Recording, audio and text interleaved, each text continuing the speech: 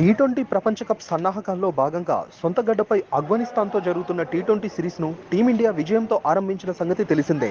3 టీ20ల సిరీస్లో భాగంగా మొహాలీలో జరిగిన తొలి టీ20లో భారత్ 6 వికెట్ల తేడాతో ఆఫ్ఘనిస్తాన్ జట్టును చిత్తు చేసింది. దాంతో సిరీస్లో 1-0తో ఆధిక్యంలోకి దూసుకెళ్లింది.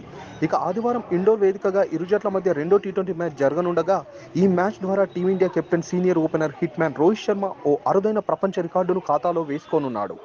ఇప్పటి వరకు అంతర్జాతీయ టీ20లో 149 టీ20 మ్యాచ్లు ఆడిన రోహిత్ శర్మ ఆదివారం ఆఫ్ఘనిస్తాన్తో జరిగే రెండో టీ20 మ్యాచ్ ద్వారా 150 మ్యాచ్ల మైలురాయిల్ని అందుకోనున్నాడు.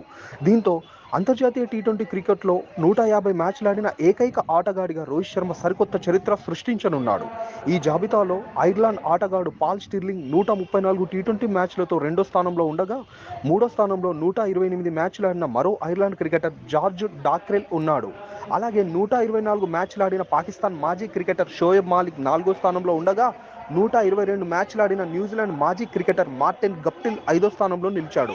ఈ జాబితాలో 115 మ్యాచ్లతో Team India run machine king Kohli 11వ స్థానంలో నిలిచాడు.